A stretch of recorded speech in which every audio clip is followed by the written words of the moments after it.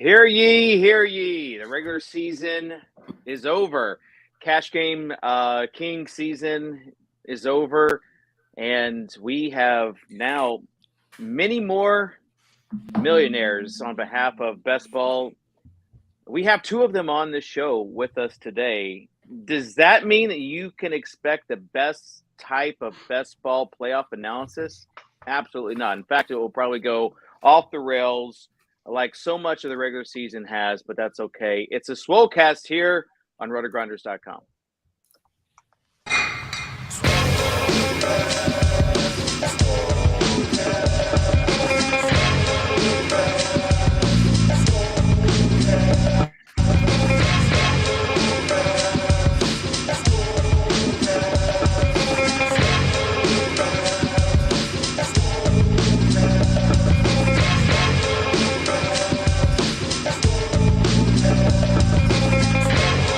Please don't dupe me, bro.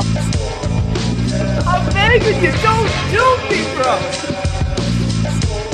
It's the poop narrative. Kitchen's been waiting to say those words. No. For 5 years. Welcome to the Swolecast. Boy, it is going to be a fun show. No Mr. Total 05 on the show. That's not what's going to make it a fun show, though. It's just going to be fun because we have these other two guys on. It's just a star-studded cast. For those just now tuning in, the Swolecast, it's going to be an award-winning show and in the future. But right now, we have two guys on that are pretty much experts. So without further ado, let me get to this. I'm Soccer Dave, former DraftKings pro, former Best Ball finalist in 2021. Also DraftKings Best Ball finalist 2023, 159th. Also on the show, Peter Overzet. Peter, one of the noted entertainers in the industry, coined the phrase "you have to stack in week 17." New dad and just a great expert. Writes the newsletter for the Fantasy Life newsletter. We also have Pat Kerrane on. Pat Kerrane just won $2 million in the Underdog Best Ball BBM 3 championship. So literally a millionaire right now. We're talking to him also on Roto World NBC Sports. Chess Liam won the Best Ball Mania 2, I believe. Former that is the math. Yeah. 2 comes before 3. High stakes stuff. And one of the premier Best Ball guys in the industry, and Davis Mattek, newly married. So that will do it for. Is this a script? Was that the whole bit? That was a long walk, man. What? I finished 69th in the FFPC main event. Is that good enough to put in the bio? Is that funny enough? We need to do the math on this.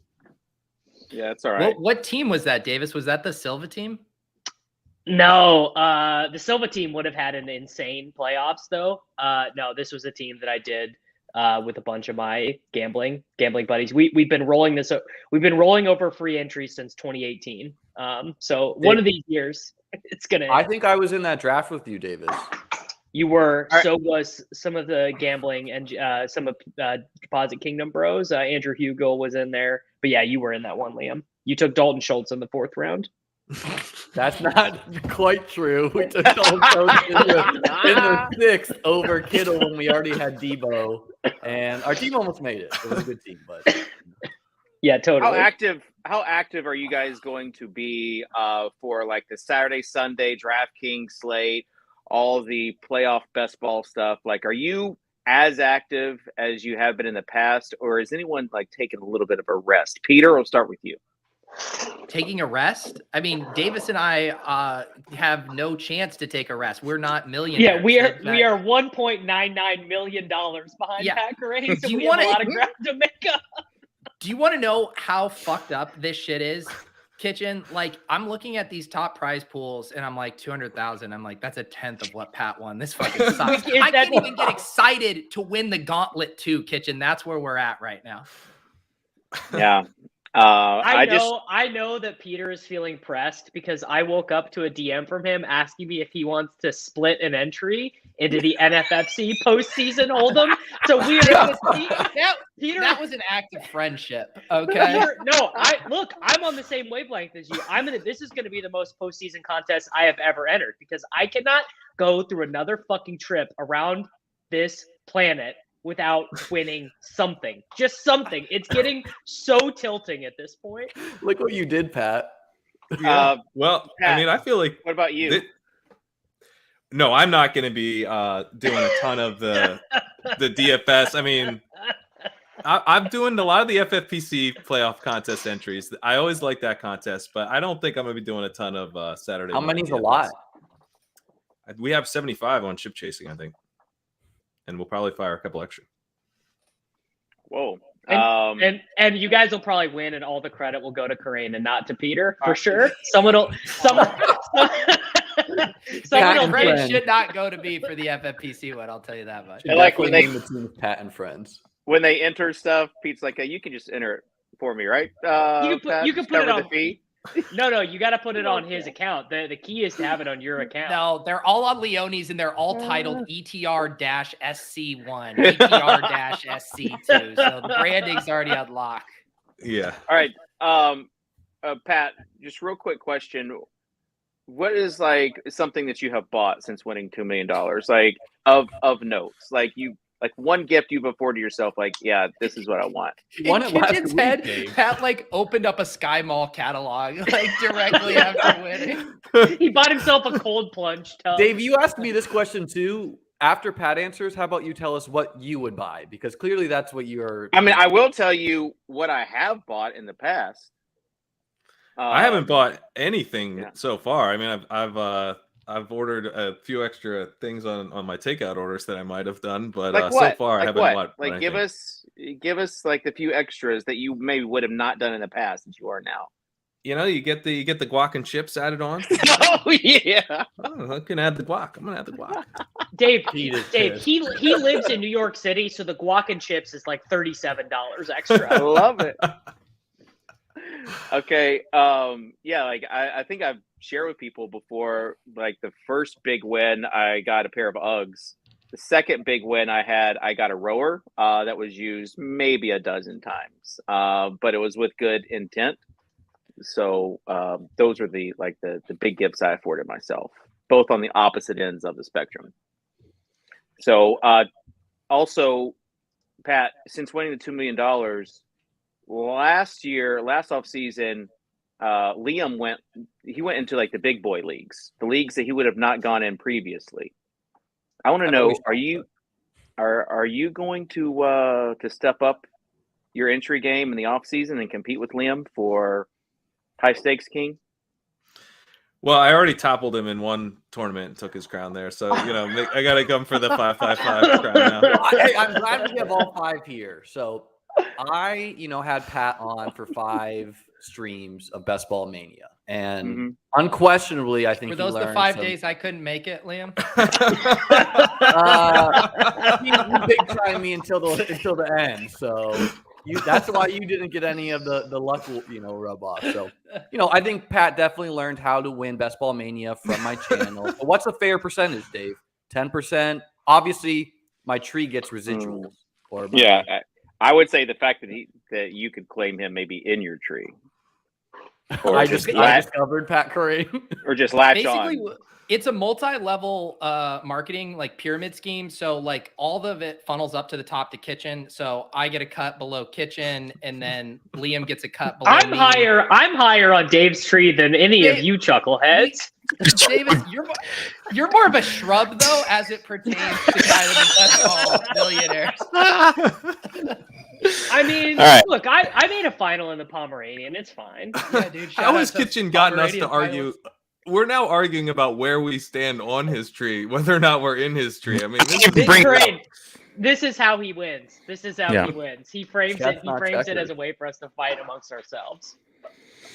Okay, let's talk about this weekend. Your gain oh is my out of goodness. control. Out of control. And we're not talking about the Testing. gains in the gym, Dave. I know you guys are usually a Sunday show. Are we doing both slates, I assume? I have think we no talked plan. about doing Saturday and Sunday. Yeah. And then we can draft some mittens, maybe. All right. I drafted my first mitten today. I like to prepare for the show. So, Sure. I would love to see the monstrosity you built with your first bullet. I You're do. one of these Brock Purdy at pick 12 guys. I can tell. Yeah, it was a Brock Yeah. Purdy on my team. He was the first quarterback taken. Kitchen, So- I do have a question for you. I mean, this Yeah. is the first time since Overzet joined our crew that the Titans have not been in this wild card weekend. I mean, what are the emotions here? Not having King Henry as the most obvious week 1 fade. Like, how is that feeling? Like that early Saturday game, we are not going to be forced to watch your Titans. How does that make you feel? I had mixed emotions. So a little bit of just behind the scenes. Dan invited me, Cal, over his place.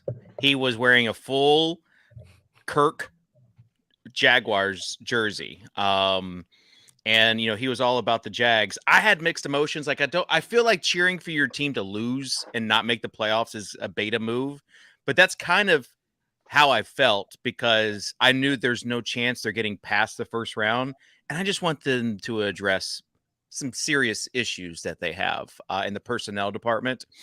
So I'm okay. I'm okay right now. I really am, and I hope the Jags die a slow death in their game.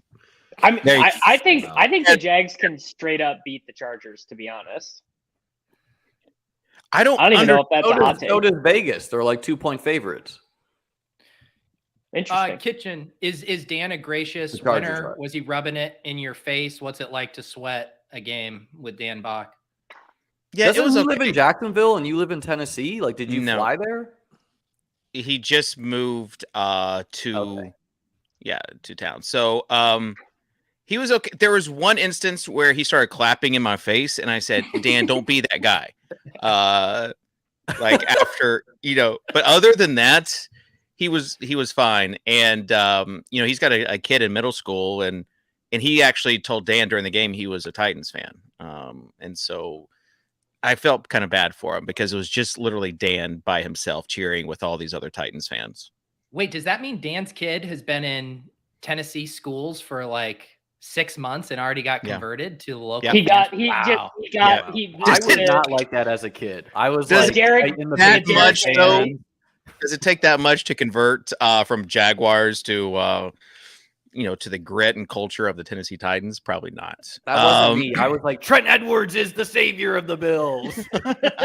He picked the wrong time to flip sides there. That's for sure. Well, I'm not going to tell him. I just welcomed him with open arms. So yeah, that's how I feel about this weekend slate. But I'm excited. Like the next 2 weeks, the next 2 weekends are going to be fun, and I'll be definitely cheering on the hype. I just don't want any boring games. I don't want any blowouts. I want high scoring, fun games. Miami Buffalo is going to be a read a book game. I think I'm not really that interested in watching like Devin Singletary and James Cook in the second half. Doesn't sound that fun. I will be Go for my Bills onslaughts. Go Bills. Kitchen, do you want me to do the Overzet overview? Yeah, there's not a graphic or video this week though, Peter. Yeah, So you just got to go for it. All right, so, ladies and gentlemen, Peter Overzet with the Overzet's overview. Thank you. I did prepare a few comments here. Oh, look at Sosa found the default StreamYard music settings. Congratulations. Sosa evolving as a producer in front of our eyes. All right. Cash game week has come and gone. I won 66% of my head-to-heads, and I received messages from the other 34% on Twitter. Davis and I had the same dusty-ass lineup with Albert O in it. At least we scored more points than Levitan, though. It's the small victories. In and Out announced it would be opening up locations in Nashville. David Kitchen's diet has been postponed a decade. Congrats to Evan Silva on hitting his long shot bet on Jamal Williams to lead the league in TDs. If only we could see what other dog shit stuff he bet. Playoff best ball contests are here, so we had to bring on a post-tax best ball millionaire as well as Liam Murphy.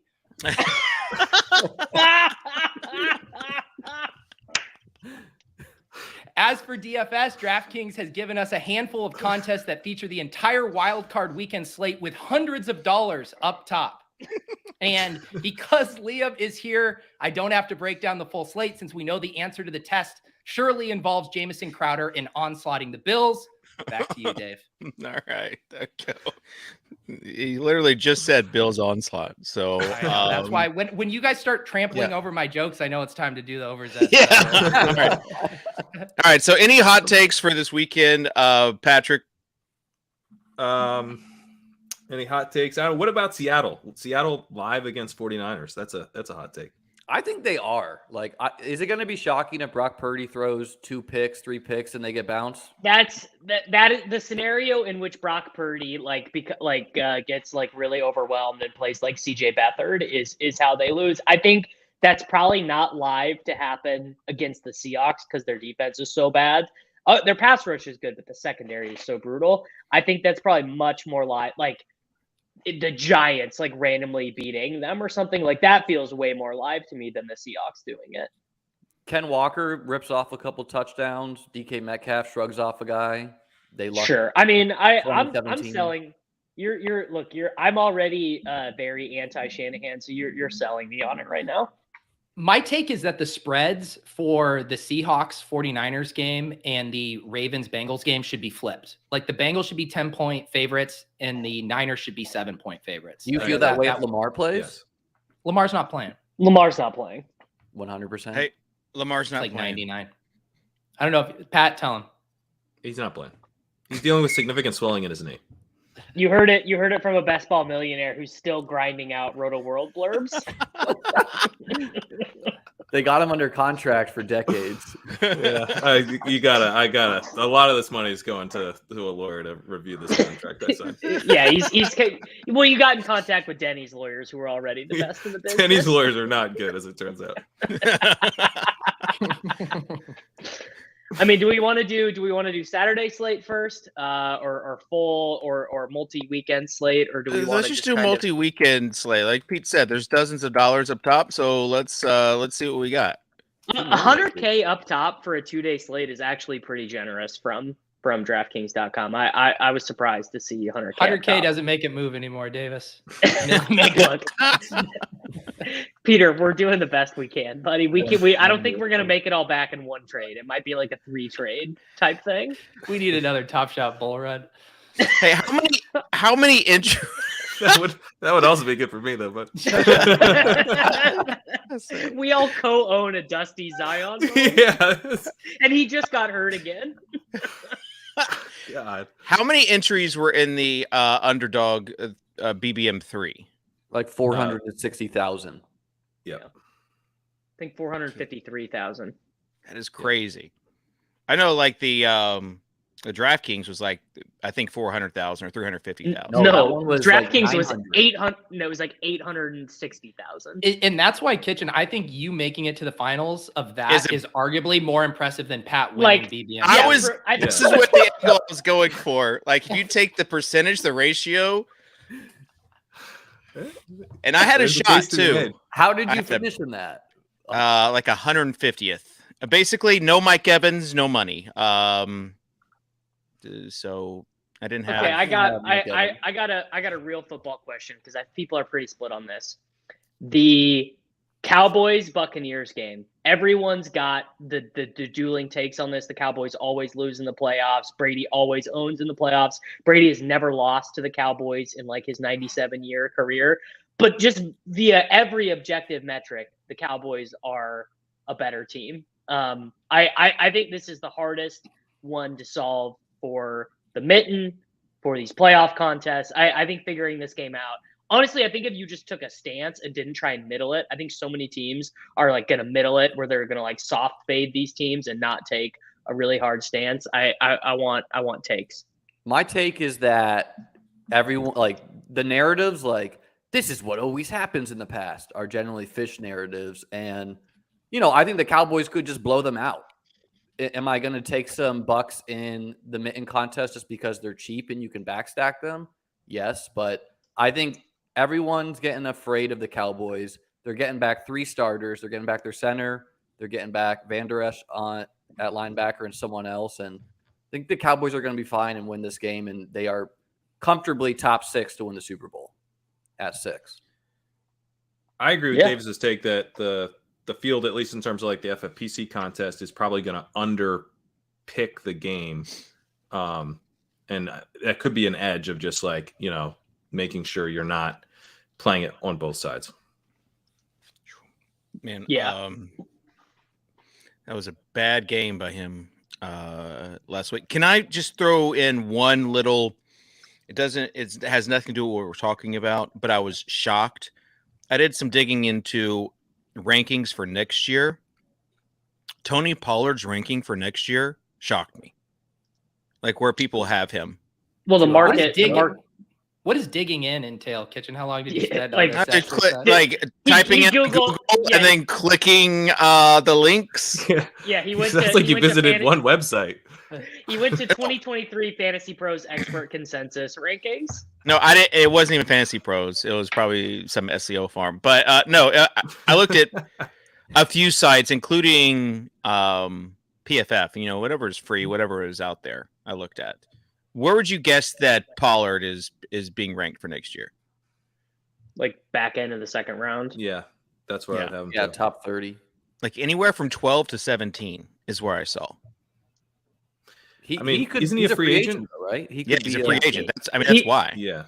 He's an unrestricted free agent, and there is a punitive but not franchise altering out in Ezekiel Elliott's contract as well. It's still big, but it's not like trying to get rid of Deshaun Jackson's contract or whatever. Like he would be $10 million dead against the cap, which is like teams eat $10 million against the cap all the time in the NFL.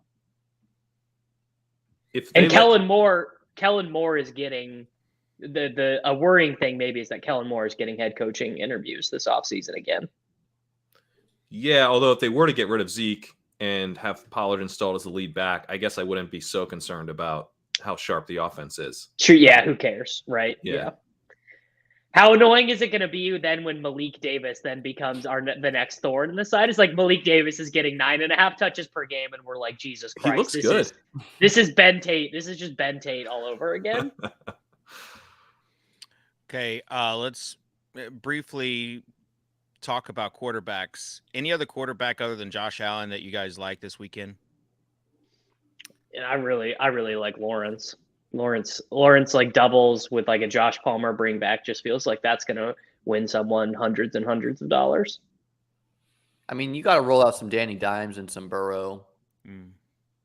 Yeah, I was going to ask Pete about I don't know about Burrow. How much are the Ravens going to? I mean, are we just going to see basically a repeat of the game we just saw where they're not forced to throw the ball? They could score 30 at half, like if Jamar. That's true. A couple. Well, with the limited field size too, you kind of want everyone to be thinking like Davis is thinking right now, just like, it's not going to happen, yada, yada, yada. Yeah, it was like Burrow's 2 worst EPA games against the Ravens too. People, like I saw that on Twitter. Well, so what about Herbert? I mean, I know like that's not going to be as popular, but you've got really bad Jacksonville pass defense, really bad. And I mean, if Williams isn't 100%, that's a pretty easy stack with Keenan. I actually think Williams being out would make Herbert more popular because Herbert Palmer is so cheap. Well, what do you guys think the order is just for the Saturday slate, the ownership of the quarterbacks? Who's going to be second? Who's going to be third? Who's going to be first between the big three? Aren't there 2 games on the Saturday slate? Yeah, but who's going to be what's the order of I see what you're saying. Like who is first between Lawrence, Herbert, Purdy? Because like Obviously, in the playoff drafts, people are falling over themselves to select Purdy, but are they going to treat him like that? It'll be Herbert, Lawrence, Purdy, Geno, with Geno making up like way less than 25% of that. Geno making up like 10 to 14% of that. I'm just not sure Purdy will be third though. Interesting. You think Purdy over Lawrence? Well, I mean, everyone's so cheap. Lawrence and Purdy are the same price, pretty much, and Herbert's $1,000 more. So if people are taking CMC, Kittle, Debo, they're probably going to throw in Purdy. Yeah, although I think people, they like to look at those spreads and then just play like the game script that they like. And so you're going to see a ton of CMC. You're going to see some Eli Mitchell, and people are going to want to play the closer spreads as the shootout. So you're going to see a lot of Herbert, a lot of Lawrence. And then we haven't mentioned them yet, but like on the full 6 or 3-day slate, I mean, Cousins and Daniel Jones in the dome there, both bad defenses. Like that game could get nutty. Like if one game is like 40-34, it's definitely that game. Cousins is kind of interesting. Seems right. And everyone's most recent memory is of Justin Jefferson costing them a theoretical $1 million. Everyone who had Justin Jefferson in the best ball finals was like he sucked. He sucked. He's no good. I don't want him anymore. I'm playing KJ Osborne and TJ Hawkinson in my Viking stacks. Are you guys fading Hawkinson on the Sunday slate just because his last time against the Giants he scored 40 points? Like, is he going to be over jammed? I honestly don't think the field conceives of things that way. I agree. And also people have just been skeptical of Hawkinson for a really long time, even with things set up well for him on paper this year. The choices are likely Knox, Hawkinson, Andrews, maybe. I think you see Andrews get pumped up at 5,200, even with like Anthony Brown or whatever at quarterback. Okay, let's make a lineup. You could see a lot of Cousins doubles with Hawk. Peter, which slate are we making this for? Last question before we make this: is Miami Pieces dead with Skylar Thompson at quarterback? Yes. I think Tyreek becomes like a multi-generational leverage play that will return $0 in this lifetime. But you can tell yourself going to bed that night, at least you made like a good Sklansky play. What about Jeff Wilson? Honestly, with no Mostert. I think he's the guy who ends up getting played a lot, actually. Especially because the last time the Bills played the Dolphins, they were run on us. Like, we're not letting you beat us with Tyreek. They bracketed Tyreek and they put Trey White on Waddle, who's not fast enough for Waddle. We do have a 5K Guinness time challenge Saturday through Monday free roll because DraftKings just is always giving back to us, the users. I mean, how do we not jam that in? Let's jam it. So this is the 6-game slate? Yeah. Yes. Okay, let's do it. It's going to be amazing to see all my lineups that are dead because I missed someone gnarly on Saturday and just have that sitting in my contest for 72 hours. Like, that's going to be really special. What do you guys think is more likely to win? A 1% or lower owned player being on the winning team. So like this is like a Quentin Morris or like the backup tight end of the Dolphins, something like that, or just playing like a lower owned teams, a la the Seahawks, a la lower owned teams, way more likely. Well, the 6-game slate, yeah, like a 2-game slate, you're gonna have to get a little crazy. I don't know. We saw Jack Doyle do it that one year in the playoff challenge, even. Oh, don't remind me of continually playing Nyheim Hines in those tournaments and him never, ever, ever, ever, ever getting there when the Colts would get shelled in those games. Hines Bills D-stacks. I want to say it was like the Cowboys and Colts game. I forget where they called Amari Cooper out and he was in. It was something to that effect. Are you talking about the Dez caught it game? No, it wasn't Dez. This is after Dez, but. 8-year anniversary of that no call. Oof. Okay, so let's do the 6-game slate, and we'll let the best ball millionaire make the first pick.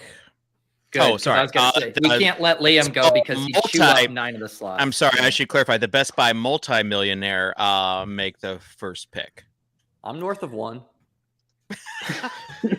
You are north of 1. That's right. Live winnings. Check his Hendon mob, bro. So I'll go with the guy that I feel like I thought would be really popular in all these contests, and then maybe I'm just like way overconfident in. But I'll go Travis Etienne, who I think is in a pretty nice spot. But I feel like maybe the field isn't as into him as I thought they would be. So I had the same thought, Pat. He just immediately jumped out to me in all these contests as like the dude because the Chargers stink. Do we care that he doesn't catch passes? not in this matchup. Do we care that Kenneth Walker doesn't catch passes? He just gets it, bro. We'll say that RG's highest RG value projected running back is Travis Etienne. So there you go. Company man. Pete knows some grinders are out of the lobbies right now. He's trying to Yeah, Pete, I'm coming after you right Pete's now. drafting a mitten right now. Come on, snitches get stitches. Chad, be Oh better. my gosh. You have a problem, Pete. If you are still drafting, like, Well, here's the we thing. get on Davis a lot and Tuttle but this is up there. Well, as a stockholder in Underdog, I'm trying to keep money in the ecosystem because Pat just yanked $2 million off the site. So some of us need to keep the liquidity up. Pat, did you withdraw all 2? You didn't leave like 10K? I withdrew all 2, yeah. Oh my gosh, you did! Didn't leave anything for the playoff contest? You literally Dude, had it was $14 in your account. It was too, because they asked you how much, and it was just too tempting to just say $2 million. I agree. I agree with Pat. You're going to be depositing. I will be depositing, but the 2 mil withdrawal felt worth the later deposits. Yeah.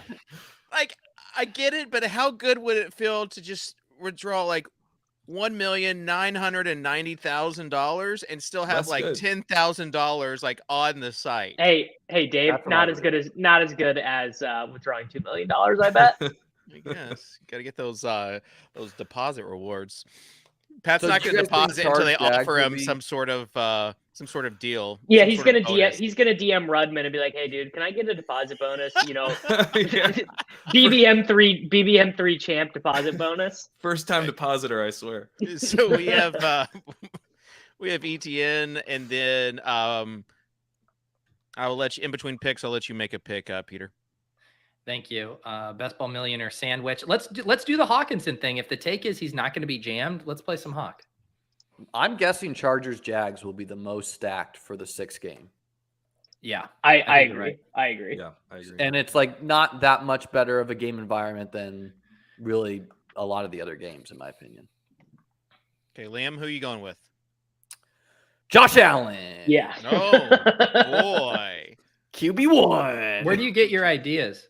teaching old dog new tricks. Okay, Davis, you want to stack Josh Allen with anybody? By the way, that Gabe Davis drop touchdown, like that cost me. So like I would have won some contests, I think. And I was like, Gabe, your loyalist supporter, you do this to? I think the whole Gabe Davis thing costs you more credibility than money as far as value goes. Well, no. I mean, you were quote tweeting people earlier saying, "Who are they? Who are they? Who are the Gabe Davis Dave, as haters?" Pat would teach you, you want to be targeting these boom bust guys in contests, even at expensive costs. Like Jacoby Myers? Like Jacoby Myers. No, but you can't be drafting Jacoby Myers, Pete. You just can't do it. That is different. That was bad structure by Pat, and you got lucky on that. Wow. He just got lucky, bro. Davis is drafting a mitten draft as well. I'm not gonna get outworked, dude.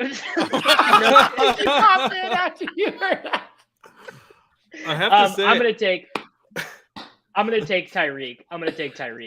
Nice. Okay. I was He's on the one guy Swolecast who's this like summer. quarterback proof, but it feels like the Bills will be like beat us any other way. Okay, but Tyreek Hill is gonna be 2% owned, so I'm gonna take that. No, I'll play some Tyreek too. Okay, so it's me. I like to typically pair my quarterbacks. Diggs seems like the guy, but let's go with someone else and try to win it all. Isaiah McKenzie. James Cook. Let's go with Gabe Davis. Okay. Let's go with Gabe Davis. I like it. Guys, we got through a kitchen pick without him completely ruining it. I think we are just running hot here. Davis. Pat, down to you. I know you're on a mitten draft or something. I'm Yeah, not. No, Pat, I'm looking up. He doesn't have RB enough money in trooper. his account to draft. He's depositing. Hey, run Pat said this lineup doesn't. Pat said this lineup doesn't have enough running backs, so I expect him to remedy that with this pick. I got us on running back. Well, I'm gonna snipe Liam here. I'm gonna go James Cook. Yeah. Okay, that's what I was gonna do. Perfect. Yeah. I think the All right. Bills have been saving James Cook for the playoffs. Singletary's fumble last game solidified it for them. I think we were going to see it in the Bengals game, but Cook is RB1 of the Bills. The year is 2025. James Cook is on the last year of his rookie deal, and Liam is going to be talking about how Devin Singletary is going to be benched anytime now, and James Cook is really going to finally be unleashed in the second half of the season. Singletary's not even going to be with the Bills next year, I don't think. Yeah, he's an unrestricted free agent. I bet they McKinnon it, and I bet he gets no offers, and he gets invited to Josh Allen's offseason wedding, and he ends up back on the team. But James Cook is McKinnon for the Bills. Could be. Okay, let's move on. Peter, you're up. Let's play this as Jags smash the Chargers, and let's do Jags D. I love it. That's fun. Damn, Jags D is actually a great pick because even in a win, Herbert probably throws 2 picks. Okay, so Let's we've get got weird and throw Knox into the flex. God, Jeez. that's the most Liam pick I've ever seen. hey, where do you get your ideas, dude? Overstacking a team is one way to get unique. Okay, so Davis, we have 6,500 left for a wide receiver. 6,500 left for a wide receiver. So Chris Godwin, DK Metcalf. I think we are non-chalky enough here to just take Godwin, who I think is going to be super popular in this slate. People love Godwin. I would say if this lineup was chalkier, you would want to do Metcalf probably. This is a nice team. Yeah, It is. it's not bad for sure. It's pleasant. How many showdowns are you going to do, Davis? You going to do a showdown for every playoff slate? Yeah. You're sick. Okay. All right. Pete, how'd your main team work out? Yeah. I've been experimenting with some Chief builds and then onslaughting the Seahawks at the end. It's going good. We're in a good place right now. How much? Okay, this is just coming from someone who, me. I don't do a ton of research before the show. Who just done one mitten draft. Tell us your team. I didn't even finish it because I had to get all the setup stuff in this bonus room. So I don't even know who is left on. No, show us the team. Auto down. I demand you show us this team right now. The people need some comedy in their lives. My phone is my camera, so let me try to pull up the website. Oh my god! Wait, underdog.com doesn't work? And it's Underdog Fantasy. Got it. All right. But anyways, how much does draft order affect things? Are you just screwed if you get a different No, but team? there are just some teams you don't have access to if you're drafting out of a certain slot because there are 4 quarterbacks that go in the first 6 picks. So your draft slot does determine what you're going to be doing. Okay. So what is your preferred draft spot then? Is it 1? Because just set the scene, Peter. Set the scene for how the mitten works. Because I didn't even know that it was 6 players in a mitten. 6 drafters, yeah. So they've had a bunch of these playoff contests that all have relatively the same format, but this latest mitten top 2 advance instead of the top 1, which actually opens you up to more bye week type builds that would probably be dead in 1 out of 6 advancing. And then the puzzle is it's not cumulative scoring. It's basically an uncorrelated tournament each round. So you're trying to advance out of the wildcard weekend, out of the divisional, out of the conference championship, while still having enough ammo to get together a 5-man starting roster for the Super Bowl, I think is the best description of it. That was a good description. Okay, But so Kitchen, stop. Just read the team. We need it. yeah, I'm trying to pull it up now. So let me see. What if are we? I What can... are we making? What are we making the odds that Kitchen has both an intact wild card round lineup and an intact 5-man 0%. lineup? I quickly realized after I drafted it that that maybe I should have checked on correlation before I entered the draft. But some people learn by The immersion. thing you do is you read the rules That's of the true. contest you're playing. Little trick of the trade. Immersion learning. I love Dave's immersion learning thought process. So what's my favorite draft slot is 3 because you can get Mahomes and you don't get shut out if you happen to be in one of these rooms that is a Brock Purdy 12th overall type room. You don't get shut out. You can be like, all right, well, I guess I got to take Kirk Cousins at 30 or whatever. Like you just can you can figure out your week 1 quarterback that way. Davis, Oh let me my ask you God. this. What It's all- is this? It's Do already. you think I told you this is like I see 4 players all on a different team in this one. This is impossible. Davis? Davis, do you think this year's Chiefs are better with the better O line, or last year's Chiefs are better with Tyreek? Last year's Chiefs are better. Yeah, I think this year's Chiefs are worse than the Bengals and the Bills. I'm in this with a bunch of badge bros, and they just completely took advantage of me. I feel like Read off the team, Kitchen, and kind of talk us Okay. through your thought They process. took advantage of him. just Steph Diggs at 4. Bringing it back around with Travis Kelce. He Perfect. took Brock Purdy in the 3rd unstacked. This stinks. Kitchen is the figured guy I needed that to you go- take no. the pitch at in the drafts. I didn't know how quickly the quarterbacks go, so I picked Purdy, and then paired him with Brandon Ayuk. Figured it was good to get some running back, so then went with Pollard Was your and goal to pick Pacheco. one player from Yeah, every you team, Kitchen? did that, and you're like good on San Francisco. Don't You have a need to go back 4-man there. roster if it's Chiefs Niners, so that's maybe live. What if this Don't, is the Liam. lineup you Don't give need, us though? a Like, you guys don't know. What's my mantra? Live Live a little. This is living too Well. much, Dave. People, Lunchable Connoisseur, do they not remember who was the BBN3 finalist? It was actually DraftKings finalist out of 800,000 entries, 159th. But yeah, this is Pull up this is some my of these team. comments, Sosa. It's a learning experience. I didn't know. So this is, you're kind of learning on the fly. And now I do know that you want to make sure you have a quarterback in each playoff round. So yeah, roast my team. But we learned a lot, and that's all that matters. It's honestly like the worst possible team you could draft.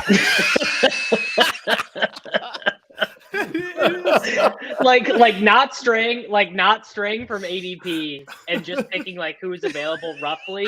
This is actually the worst thing you could, because it's not even a team that could get its money back for sure in round 1 because it's got bye week guys too. Like he just You have a 4-man team for also Ravens now. So Thank you. See, I feel like Liam is the one that's kind of looking at the bright side. yeah, I'm an optimist. Glass half full, so I appreciate that. So tell me what I should have done here then.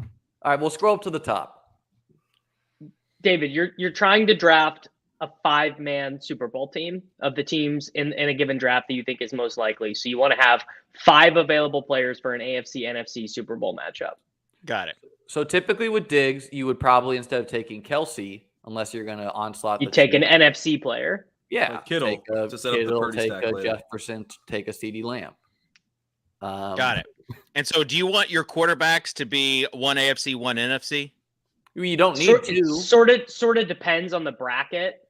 Like for example, if you took Burrow, you would not want to be taking any Bills. But I actually think you could take, for example, you could take Mahomes and who would be they're not going to win, but theoretically it would be you could take Lamar Jackson if you thought he was going to play or whatever.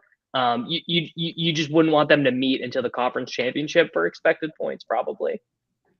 Peter, how important is the quarterback position with these mittens?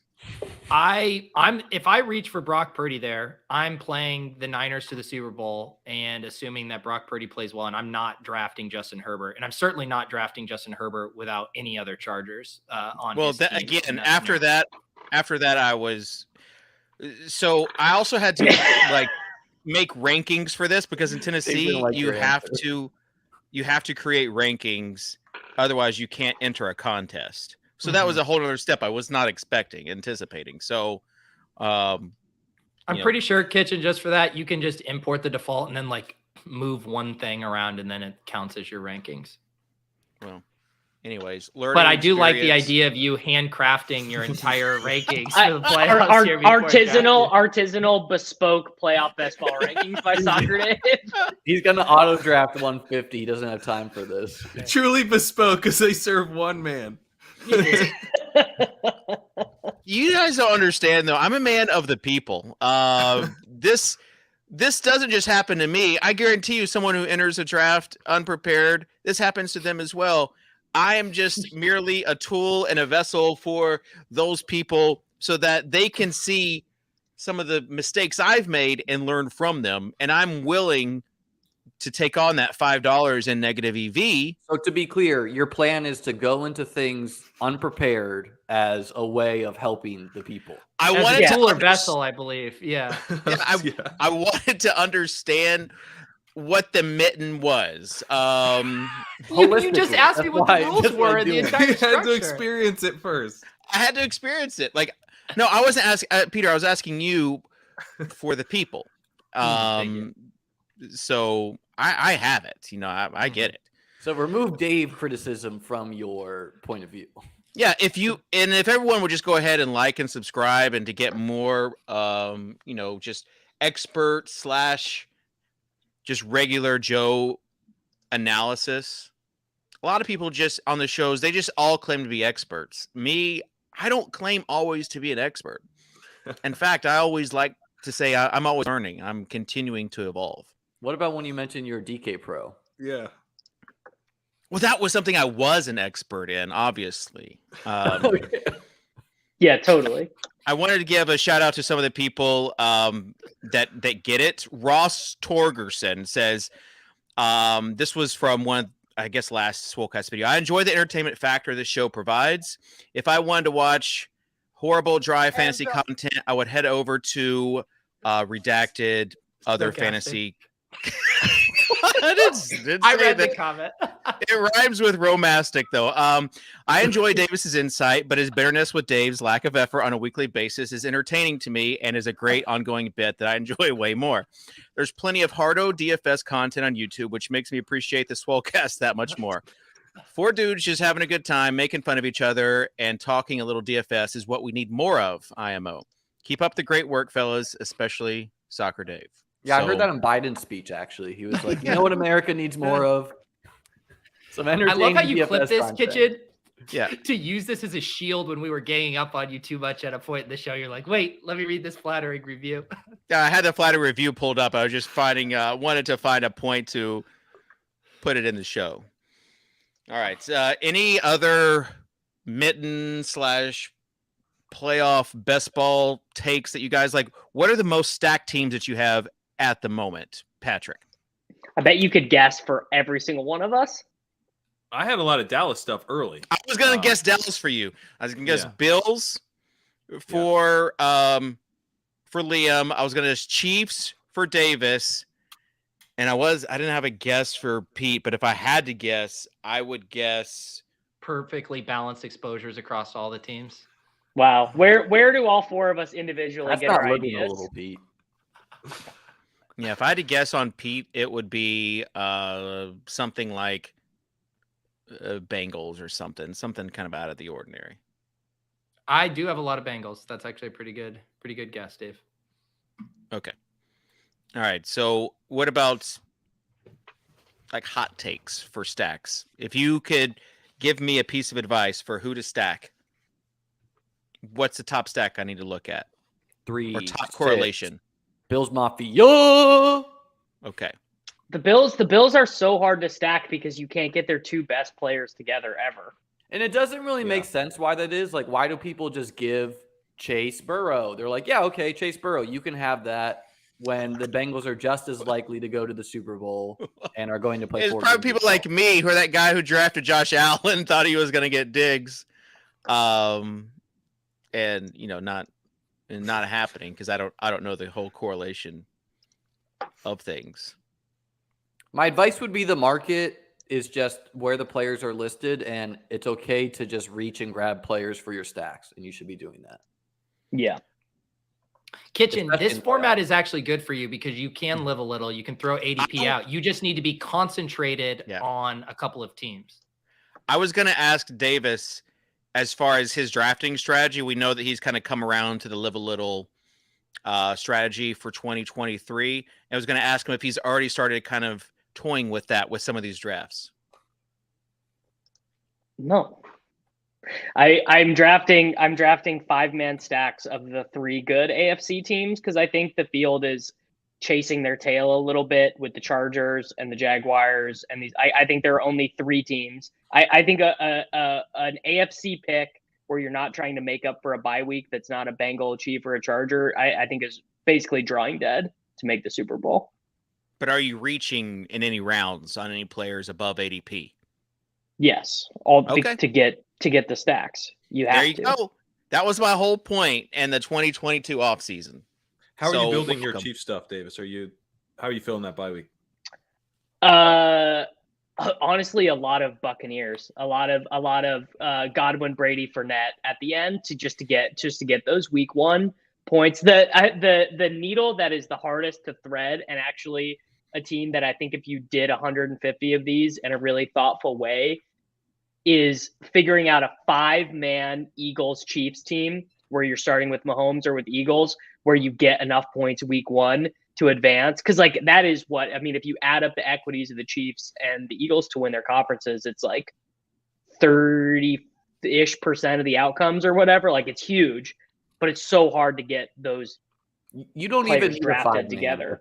If it's Eagles Chiefs, you could probably win with 4-man, or it could be like there's plenty iterations of the playoff contest where no one's fielding a full team come the Super Bowl, and it's like random 3v3s. It's like my Tony and Pacheco versus your McKinnon and MVS. Like that's a total viable outcome.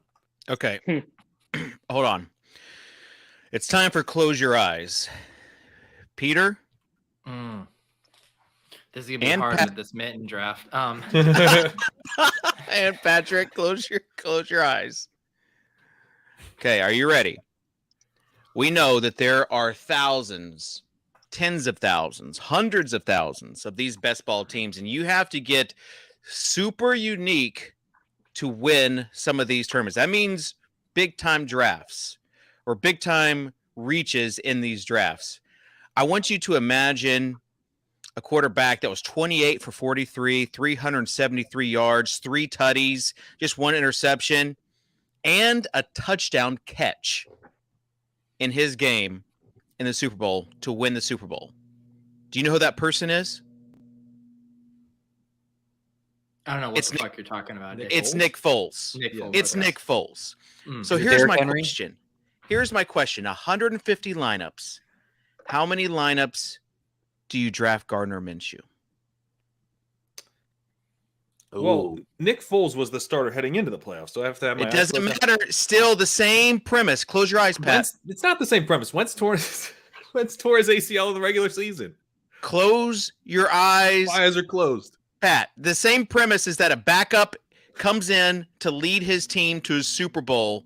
How much of this backup quarterback that is actually viable do you want to have in 150 lineups? The only team I would say you could do it for is maybe the Niners, where they have a quarterback-proof offense.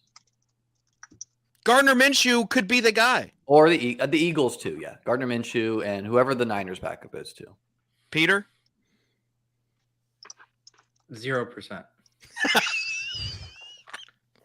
Best part of that was Peter attempting to look like he was closing his eyes and definitely looking at his eyes to see his screen. Davis, I know that you're at least somewhat intrigued by this theory. It's not full siege, but it's just like a little sprinkle of siege to win one of these best ball contest. Well, the problem is they're not big enough. These tournaments are not big enough to do that. Maybe if it was no, it's big enough. It's just the problem is like let's say it's Bills Eagles, okay, and you have Gardner Minshew. Congrats, you lost to Josh Allen. That's what people thought about Nick Foles to Tom Brady, who was in his GOAT period of like a season. So I mean, Tom Brady is not Josh Allen. I mean, Josh Allen's floor is like. Josh Allen's had some bad losses. The point still remains. That doesn't matter for fantasy points. Yeah. Let's make a real point to what Dave's saying here. The thing about these contests is I would much rather play a team that people don't think is going to go far, that has legitimate fantasy studs, say like the Seahawks. I would rather play them as a contrarian angle, knowing if they win games, Kenneth Walker, DK Metcalf, Tyler Lockett are going to put up massive points. Geno Smith too. I'd rather play that outcome. Can we bank this year's Bengals or whatever that people don't see coming, as opposed to being like, I want to take the super thin guy on the Eagles or the Chiefs. Like, I don't want to take Justin Watson in my draft. Sorry, Davis. I mean, I'd rather be betting. That's on because some of Noah. these teams That's that because people Noah Gray is the 10th round Chief that you need. But that's my point. Like, it's so much. The odds of those guys helping you, I think, are even less. Noah Gray, Peter, 2 catches for 11 yards and a touchdown in the Super Bowl. He's going to be the guy you need to win $35,000 and get 1% of the way to catching up with Pat Kerrane. What did you say, Liam? I think the field thinks similarly to you, and we should be trying to do things not in the drafts. No way. No, like, I think people the field are slaves to their stacks, like, and they're not. I think the Seahawks get drafted at a infinitely higher clip than Gardner Minshew or Jimmy G. Yeah. Well, yeah, sure, but I mean, what are your odds of point. advancing? You have to advance every week. You have to get the team through. I mean, your odds of advancing with eating a zero, Minshew, with giving up a roster spot to the field. And in Gardner Minshew's case, he also has a bye week, so it's a 0, then a 0 the next week. So you're eating 2 zeros. I just think your chances. You don't know that though. You don't know that something could happen to Hurts in practice. What are you? Something could happen to Hurts in the game. That's the whole point. Is you were drafting? You never. I realized Henne. I'm not saying it's like draft Chad Henne. I'm thinking of guys that could legit put up numbers like a Minshew. I will say you are directionally accurate to want low-owned players. Thank you. And Thank you. How you achieve getting low-owned players to the Super Bowl is a task we all try to figure out on our own. I just want to know if the backup strategy was any sort of was viable. I have with seen these Jimmy contests. G taken in one draft, and it was a Brock Purdy Jimmy G combo. I'd see that seems like something I can actually see happen without an injury, where they're just like, Jimmy's our dude, he's back, he's healthy, like, let's do it. I think he's worse than Purdy, but think about it this way though too. So like one other way I think about, like, I'll take Alexander Madison, I'll take Samaje Perine, being like, what if Dalvin Cook gets hurt in the first quarter or whatever? I don't think the Vikings are any worse for the wear with Madison. Same with the Bengals. If Mixon goes down, I think they're fine with Perine. But if you remove Jalen Hurts, or you remove, not only are you trying to hit the parlay of Hurts getting you to where you need to go and then getting hurt at the right time to have the backup, but then you're getting a huge hit to the team. In the same way, if Eckler goes down, I don't want to take Josh Kelly on drafts. Like, the Chargers are toast if Eckler goes down. So that's just kind of how I think about it. Okay. All right. I think that will do it for the show. We appreciate the millionaires coming on. And not just talking about best ball, but you guys talked about, just overall playoffs, who you guys liked, and DFS. Like, I feel like you guys were pretty well-rounded. A general wisdom show. Fit in great with the show, I feel like. I appreciate it. And, I was on this summer. You guys really lit the fire when you were asking me if I, needed to maybe make a live final to be on this show, to fit in. And the first person I shouted out, thank you. I need motivation. It really helped. Remember the bit where David looked up obscure NFL draft players and was like, Kerrane, you don't know about this 3rd round offensive lineman? It was one of my favorite bits of all time. It was one of my favorite bits because David did something before the beginning of the program. No heads up on my end, by the way. I come on to talk prospects. That's the whole thesis of the show. It was amazing. At 3:30, exclusive interview with Pat Kerrane, his first show since winning on my channel. That's my play. This is why you don't get paid, Liam, because you get. Dan just blocked me. I sent him my time card, and he just blocked me. He should. It takes a military act to get Davis to turn in his time card. So that's not even true, bro. That's not. I pulled a Davis last month. I had to get prompted to submit my. You have my an trigger. excuse. They changed the way they did it in a confusing manner. Yet everybody else got it except for Davis. That's not even true, bro. Yeah. It is. Look, true. buddy, David. Here's the thing. You can tell it's a bear market when my RotoGrinders work log time cards are getting turned in on time. That's all I got to say.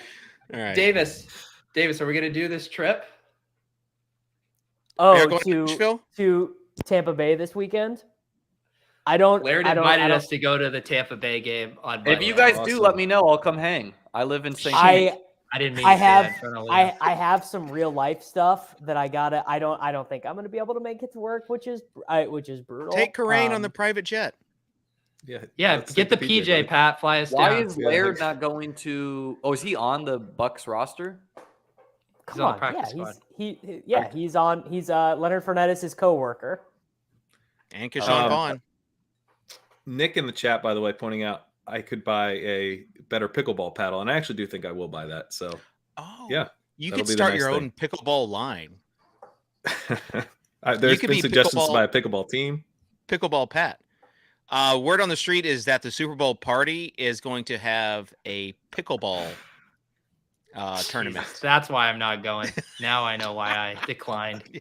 Not the infant, but the infant's not even the reason he's not going, bro. What is it Would for? it be in Arizona, brah? He's going to the Super Bowl. Who's paying for this?